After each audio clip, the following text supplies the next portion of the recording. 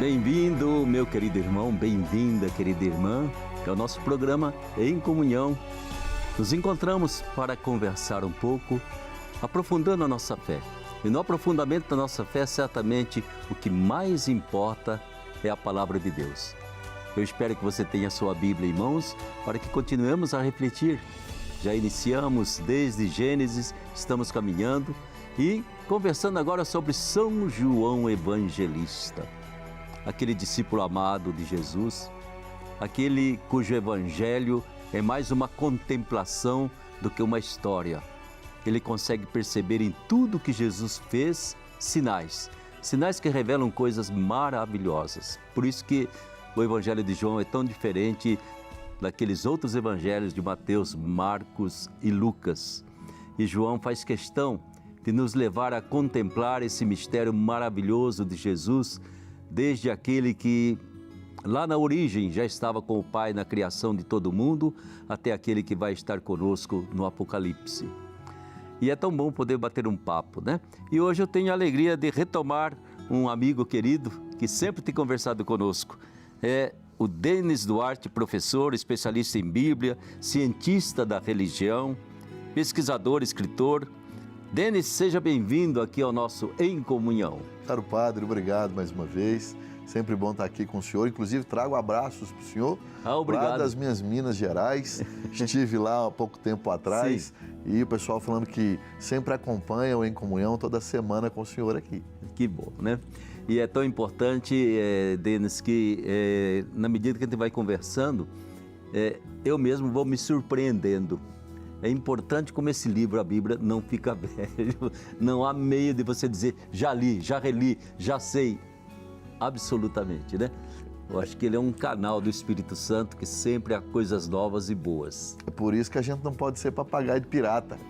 Eu brinco que o pessoal às vezes é papagaio de pirata porque fica só ouvindo o que outros falam da Sagrada Escritura. Por isso que a gente tem que também sempre ler a Sagrada Escritura para experimentar essas coisas novas que a Palavra de Deus nos traz, ao invés de ficar só repetindo o que outros já nos falaram. Né? Exatamente, né? Eu insisto demais, viu, que você tenha a sua Bíblia. Né? Aquela que você pode usar, rabiscar, ir para frente, ir para trás, né? Mas a sua Bíblia, né?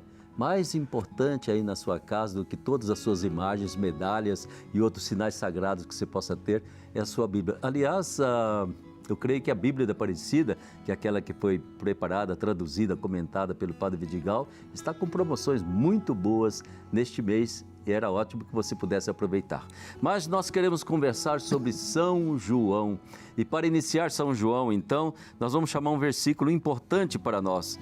É João capítulo 13, versículos de 34 a 35. Vamos prestar atenção? Eu vos dou um novo mandamento, que vos ameis uns aos outros. Assim como eu vos amei, amai-vos uns aos outros. Nisto todos reconhecerão que sois meus discípulos, se vos amais uns aos outros. Denis, o que você acha dessa palavra de João, ou desse escrito de João? Porque parece que João é o grande evangelista do amor. É o chamado mandamento novo, né? De Jesus, porque agora o amor passa a ter um modelo. Nós temos um modelo a seguir, nós começamos a entender de fato o que é o amor. Jesus se coloca como modelo do amor. Vocês têm que amar uns aos outros como eu amo vocês. E o amor de Jesus, ele é concreto. Ele não é aquele amor romântico que a gente lê nas literaturas por aí, né? É um amor concreto que dá a vida pelo outro. Então nós temos agora esse modelo, por isso esse chamado de mandamento novo de Jesus. Nós entendemos o que é o amor e agora nós percebemos que esse amor é um caminho, como diz São Paulo, né? São Paulo traduz muito bem as questões do Evangelho. São Paulo diz no capítulo 13, aquela poesia linda do amor, né? Sem o amor eu não sou nada, mas no finalzinho do capítulo 12 ele diz assim, agora eu passo a indicar a vocês um caminho. Então, para São Paulo, o amor é um caminho, porque é um caminho de alegrias, mas também de durezas, de lutas, como é o caminho que Jesus nos apresenta, que nós vamos ver no programa de hoje, que passa pela cruz. Passa pela cruz, né? Eu acho muito bonito o nosso Papa recém-falecido, Bento XVI, escreveu uma encíclica, Deus é amor, Deus caritas est, né? E é tão importante perceber que Jesus começa assim pedagogicamente dizendo, cumpre os mandamentos, como já está lá no Antigo Testamento, cumpre os mandamentos, ame a Deus e ame ao próximo como a si mesmo, né? Ou seja, trate de se amar para que você possa amar o outro, né? E de repente, quando vai chegando aqui em João, já no finalzinho da vida dele, ele muda o critério, como você disse, né? Já não é ame ao outro, o próximo como a si mesmo, mas ame o outro como eu tenho amado vocês. Aí Nosso Senhor nos dá uma medida sem tamanho, não, não há como a gente dizer, né? Basta, já fiz o que pude, né? E é o que o Bento XVI chama de o ágape, né? Aquele amor ágape, aquele amor que é entrega, é doação, é sacrifício, né? É capacidade que tem um pai e uma mãe de dar a vida por um filho. É assim que Deus ama a gente e é assim que Ele pede que a gente ame. Exatamente. Mas nós estamos entrando, já conversamos bastante, Denis, sobre São João. Eu creio que já podíamos abrir a nossa Bíblia já lá no capítulo 13, né? E nesse capítulo 13, pode-se dizer que toda essa parte do Evangelho de São João, ele vem caracterizado com uma expressão que eu gostaria que você comentasse um pouquinho. A hora de Jesus. Sim. Né? Está chegando a hora. O que significa essa palavra, a hora? É o momento principal da história de Jesus, Sim. que é a sua paixão, morte e, sobretudo, ressurreição. Né? Porque muita gente, às vezes, fica só na paixão e na morte, né? Sim. Mas esquece que o principal é a ressurreição de Jesus. Então, o Evangelho de São João, ele tem essa característica. A gente pode, de certo modo, dividi-lo em dois momentos, né? Como já viram em outros programas. O Evangelho dos Sinais, que é a primeira parte desse Evangelho. E agora nós entramos no Evangelho, ou no livro da Glória, né? Que é a segunda parte, vamos dizer assim, do Evangelho de São João. E é nesse momento em que esses sinais fazem todo sentido. Esses sinais todos vistos no primeiro momento no Evangelho de São João apontam para essa hora de Jesus, que é a hora principal. É onde ele vai demonstrar, como nós dissemos, esse amor na sua plenitude, no seu ponto máximo, que é entregando a sua própria vida para nos salvar na cruz e ressuscitando para nos dar essa vida nova. Há coisas em Nosso Senhor que ele vai exemplificando esse amai-vos uns aos outros como eu vos amei, né? Que não é uma declaração, eu te amo, Denis, eu te amo, ai meu amor. Talvez a pessoa nunca fale eu te amo, mas ama, né? Com a doação da vida, com o serviço, com a entrega, com o sacrifício de cada dia. É um amor que não precisa de palavras, precisa de gestos. E isso Nosso Senhor vai colocar até a cruz. Ele vai ao exagero da cruz nesse amor dele.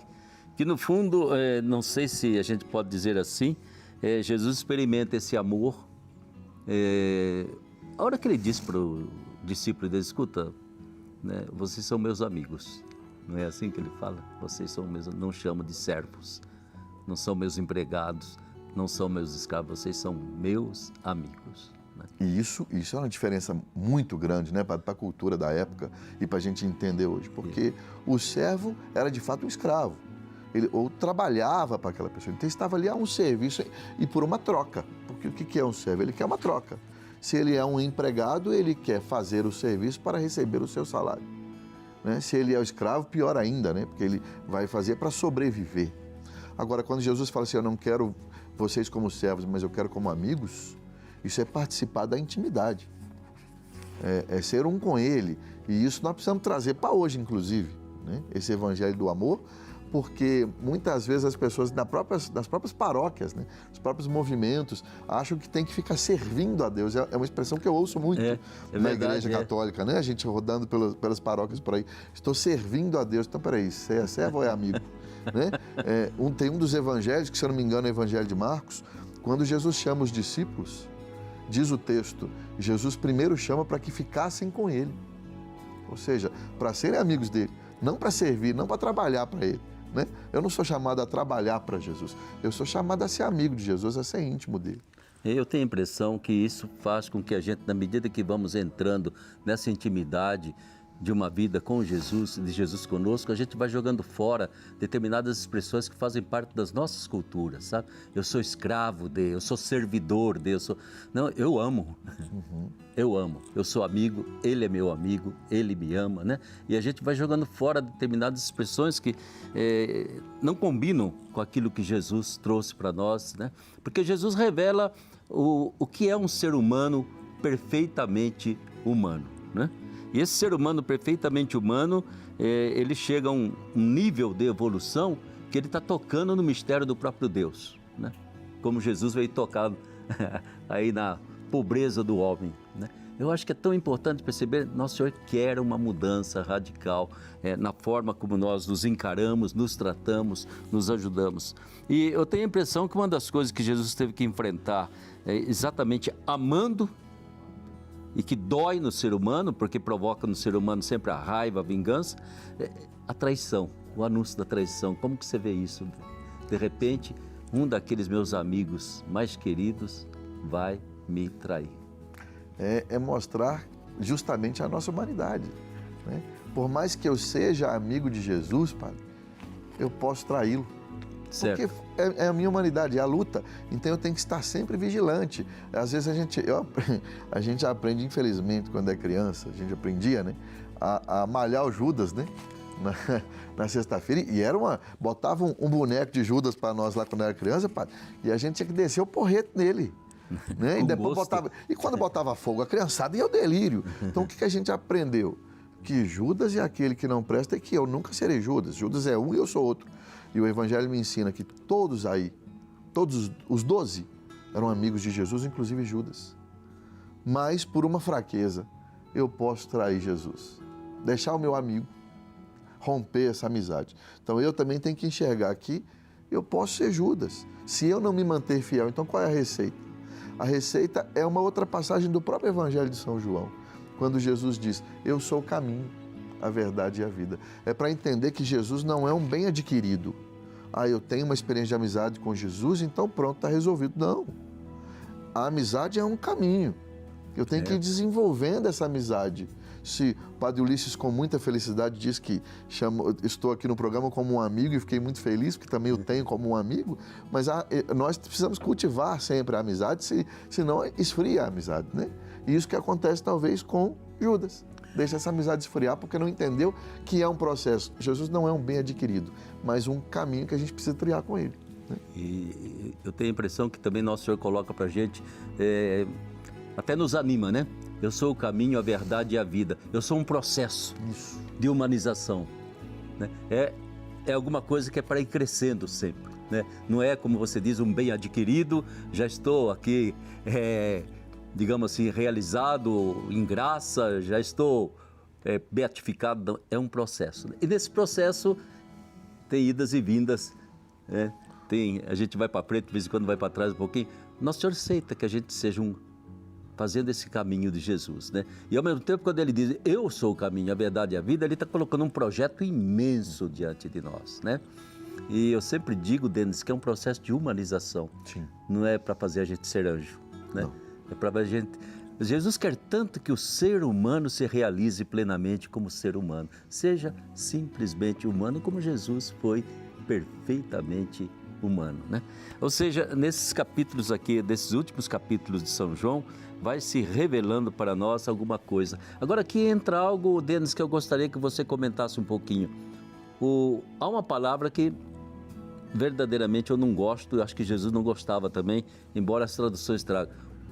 A relação Jesus e o mundo, né? Esse distanciamento, fala assim, ódio ao mundo, né? Eu acho que não funciona. Eu tenho a impressão que Nosso Senhor quer uma revolução, uma mudança nesse tipo de mundo. Mas quando Jesus conversa agora com os discípulos falando sobre o mundo, né? Vocês estão no mundo, vocês não são do mundo. O que ele significa? São dois critérios ou dois modelos do ser humano fazer a escolha, né? Que caminho que eu sigo? É o caminho da verdade e da vida? Ou é o caminho do sucesso, o caminho, entende, da dominação, o caminho da ganância? Entender primeiro que o mundo, como a gente o tem, não é algo mal, né? Afinal de contas, a gente lê lá em Gênesis. Deus criou o mundo, criou tudo e viu que tudo era bom.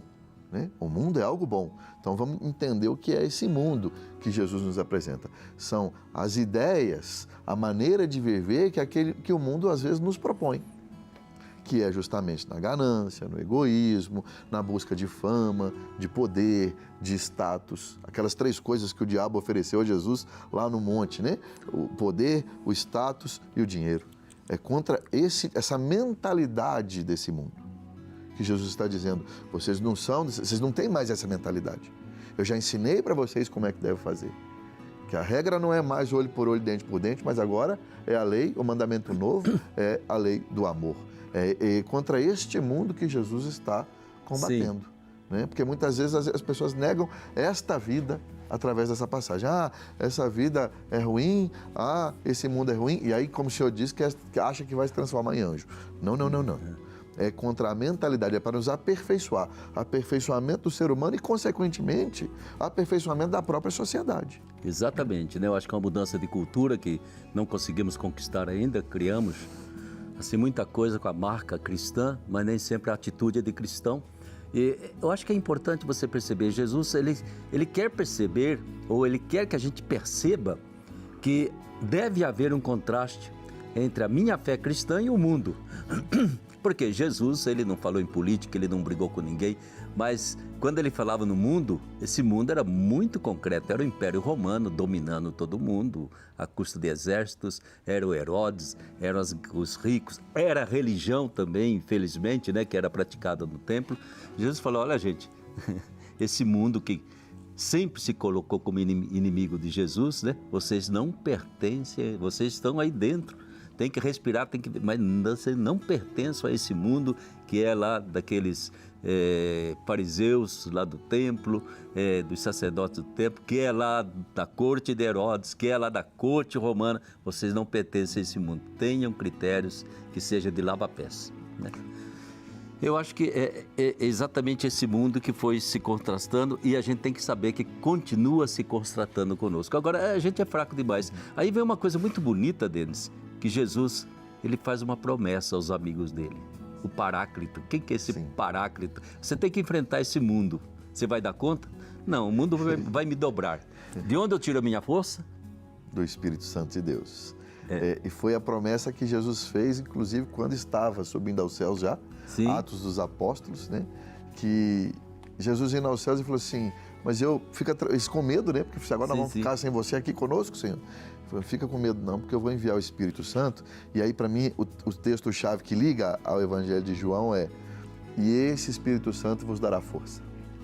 Porque é preciso de força. E é uma força, de fato, que a gente tem que contar com essa força sobrenatural. Né? Porque a nossa natureza é o quê? É trair o nosso amigo Jesus. A nossa natureza é o quê? Olho por olho, dente por dente. Se não olharmos para Jesus como modelo, se não sentirmos, Padre, esse pequeno, às vezes, mas esse incômodo, quando a gente lê o Evangelho de João, por exemplo. Porque é um incômodo que Jesus cutuca a gente ali. Né? Sim. Você não tem que ter essa mentalidade do mundo. Então, esse pequeno incômodo e aí buscar essa força do Paráclito, para que a gente consiga, de fato, ser testemunha do Cristo, ou seja, ser outro Cristo no mundo, viver com uma mentalidade que Ele nos propõe. E é muito curioso, nós estamos aqui nas páginas desta hora de Jesus, é tão importante uma coisa que eu percebo, Jesus, ele é muito realista, ele já vai dizendo o que espera, não é mesmo? O futuro da vida das comunidades cristãs, da sorte e do destino dos seus discípulos, mas eu acho muito interessante que ele quer que aqueles discípulos vivam numa alegria. Como é possível uma alegria? Eu vou dar o Espírito Santo para vocês, né? Eu acho que a alegria vem de uma esperança segura, né? E quando a gente vê a vida dos santos, eu gosto muito de ler biografia dos santos. A gente vê que eles realmente são o evangelho encarnado, né? Que a gente costuma chamar os santos popularmente. Eles encaram de fato o que Jesus ensinou. E muitos passam um sofrimento terrível, né? A gente pega a história de santo. Eu brinco que se um dia eu achar um santo que não sofreu, eu vou virar devoto.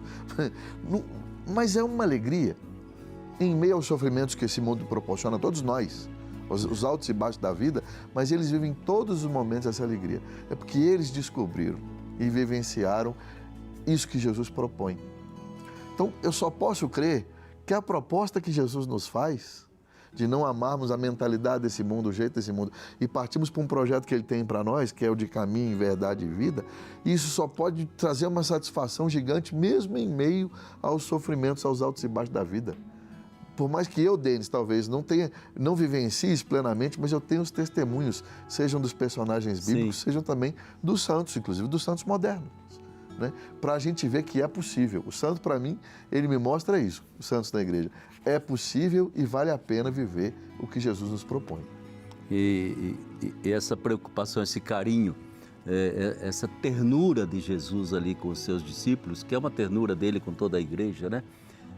Uma das, digamos, textos mais bonitos de São João, para mim, é o capítulo 17, viu? A oração sacerdotal de Jesus, né?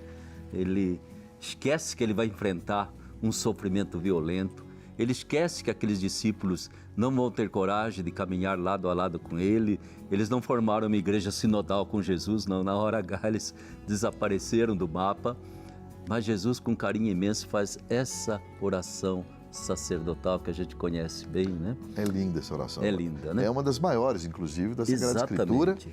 E o Papa Bento XVI, inclusive, também já comentou essa oração e ele diz que Jesus reza, ora em 3 momentos. Ele divide em 3 momentos essa oração. No primeiro momento, Jesus se dirige dele para Deus. É uma fala dele com o Pai, filho com o Pai. No segundo momento, ele fala pelos discípulos, ele pede pelos seus amigos. E no terceiro momento, ele pede por nós, os seus futuros amigos. Isso é muito bonito, né? Saber que Jesus pede por nós ao Pai. Então, nessa oração sacerdotal, por isso que aquele pequeno texto, amai-vos uns aos outros, no fundo Jesus fala, isso é amar. Isso é amar, né? Ele já se coloca numa atitude de quem será absolutamente incapaz de nos rejeitar. Por pior que seja a nossa traição, ele não é capaz de nos rejeitar, a não ser que a gente se rejeite, ele não é capaz de nos rejeitar. Ele vai nos amar e vai nos perdoar, né? E essa oração que Jesus faz, então, praticamente São João coloca que já no final daquela ceia, daquele momento pascal que ele celebrou com os seus discípulos, né? Nessa oração, então, ele coloca toda assim, a força da união que ele tem com o Pai, né? E nessa união com o Pai, ele não pede, Pai, me livre da cruz, Pai, não deixe que eu sofra, não, proteja os meus amigos, né? Eles estão no mundo, eles não são do mundo, e é muito importante, Jesus quer, eu quero que eles percebam a verdade, a realidade da vida, a realidade da história, né? E tudo aquilo que no Evangelho de João foram os sinais, né? Indicando algo mais, algo transcendental, algo muito mais bonito do que é a realidade, às vezes, meio assim, cheio de neblina da nossa vida, ou às vezes quando de noite também, né? De trevas. Eu acho que isso é importante. É alguma coisa, minha gente, que esse Evangelho de João nos dá, né? E que é impressionante, porque quando começa a paixão de Jesus, né? Começa, né, exatamente com 2 dos seus queridos apóstolos com o pé atrás, né? Primeiro o Judas, depois o Pedro. O Pedro é uma figura bonita, né, Denis? Mas como é que a gente vê esse Pedro? O que aconteceu psicologicamente com ele para que ele, de repente, que parecia tão valente, tão, assim, sujeito impetuoso, né? De repente, o Pedro murcha. Eu costumo ver Pedro dessa maneira, padre. Ele, por um breve momento, realmente ficou em dúvida, porque muita gente acha que Pedro negou Jesus porque estava com medo, né? Sim. Mas não, a gente acabou de dizer, ele era um homem valente, né? E ele foi lá e tirou a espada do soldado na hora que foi prender Jesus e falou assim, nós vamos começar a guerra agora, não sei com que exército, mas nós vamos. Ele andou sobre o mar, quando todo mundo teve medo, achando que Jesus era um fantasma. Coragem não faltava a Pedro. O que provavelmente aconteceu? Quando ele viu Jesus, que Jesus ia ser crucificado, preso, ia ser crucificado, ele deve ter imaginado, peraí, não era esse Jesus que eu esperava. Foi uma crise de fé muito profunda. Porque a gente não pode esquecer que esses discípulos estavam em formação. Eles ainda tinham uma mentalidade de esperar alguém que fosse vencer humanamente somente. Um rei militar, que fosse vencer o Império Romano, que que fosse, né, destronar Roma, e que eles, discípulos, inclusive disputavam quem sentaria ao lado direito e ao esquerdo do novo rei. Então, eles ainda tinham uma mentalidade e ainda não tinham entendido o que Jesus disse a Pilatos no Evangelho de João: o meu reino não é desse mundo. E eles precisaram passar por esse momento com Jesus, de prisão, de crucificação, de morte, e passar pela ressurreição junto com ele, para entender de fato quem era Jesus. Veja a dinâmica do Evangelho de João. Os sinais apontam para esse Jesus, mas é preciso passar com Jesus também por esses momentos, para de fato entender, sobretudo, quem é verdadeiramente Jesus, qual a imagem de Jesus. Por isso que ele dizia, quando perguntava para ele: você conhece esse Jesus? Não conheço. Ele não estava mentindo, ele estava assim: eu achava que eu conhecia, eu achava que ele ia ser o vencedor lá militar, mas não é nada daquilo que eu imaginava. Exato. Isso é uma pergunta, Padre, que a gente tem que trazer para nós quando a gente lê o Evangelho. Eu leio o Evangelho, eu sei de fato quem é Jesus, ou ele é só algo que eu formo na minha cabeça de acordo com os meus desejos? E é exatamente isso que eu gostaria que a gente sublinhasse 1000 vezes, entende? Não há meio de entender Jesus a não ser pelo mandamento do amor. Se for pelos critérios do poder, como diz Denis, é uma desilusão total. Pedro entrou em crise de fé, não era esse o Messias que eu esperava, entende? Porque ainda a imaginação dele, mesmo acreditando que Jesus fosse o Filho de Deus, o Messias prometido, mas eu queria, entende, dentro dos meus critérios de poder, né? Agora, quando Jesus coloca o mandamento do amor, né, como base, e esse mandamento do amor leva a pessoa para não usar o poder de massacrar o outro, ela se deixa massacrar, como aconteceu com Jesus, né? Aí é um mundo diferente, né? E Pedro teve dificuldades, os demais apóstolos, discípulos tiveram dificuldades, se dispersaram, né? Somente a ressurreição de Jesus é que vai fazer com que eles entendam que é aquela bendita palavrinha de Jesus: se o trigo não cai por terra e morre, ele é apenas trigo. Se ele morre, ele brota e dá frutos, né? A dinâmica do grão de trigo. E é isso que significa morrer para esse mundo. Porque as pessoas também, muitas vezes com um entendimento equivocado, que morrer para esse mundo é esquecer as coisas que tem que fazer, não toma nem banho, né? Então, não é assim que funciona. É abandonar a mentalidade desse mundo, de buscar, inclusive, o próprio Evangelho por conta de poder, de status, etc., e entender que eu preciso morrer para a mentalidade desse mundo e viver de acordo com aquilo que Jesus verdadeiramente nos ensinou. Exatamente. A gente está, então, participando, lendo, meditando o Evangelho de João, Evangelho dos sinais, Evangelho do significado, Evangelho da contemplação, da meditação, mas Evangelho que nos chega lá na essência do coração de Jesus, né? E a verdade é que nós, toda a igreja, a história da igreja, nem sempre entendemos e nos convertemos para esse Jesus que se encontra nas páginas do Evangelho. A gente tenta a qualquer custo ver se passa Jesus para o nosso lado, coopta esse Jesus para que seja a razão de ser do nosso poder, da nossa autoridade, da nossa capacidade. E só existe autoridade e capacidade quem é capaz de um amor chamado ágape, que é doação total de si, entrega total de si, e sabendo que essa dinâmica do grão de trigo é importante. Quem não aceita dar a sua vida, ser grão de trigo, pode ter certeza que vai ter uma existência inútil e não sabemos o que vai acontecer após a morte. Quem aceita ser grão de trigo por amor, pode ter certeza que vai haver uma vida eterna. E, aliás, vida eterna é uma das frases fortes do Evangelho de São João. Ele olha sempre para além daquilo que historicamente acontece com a existência do ser humano e ele percebe a vida que Jesus nos trouxe, a vida verdadeira, o caminho por essa vida passa pelo amor, e amor que é doação, que é entrega total de si. Vamos lá, minha gente, continuar refletindo sobre São João. Semana que vem a gente está de volta aqui. Que Nossa Senhora abençoe você. Aproveite a semana para abrir as páginas do Evangelho de João e você também se aprofundar nesse Evangelho maravilhoso do caminho, da verdade e da vida.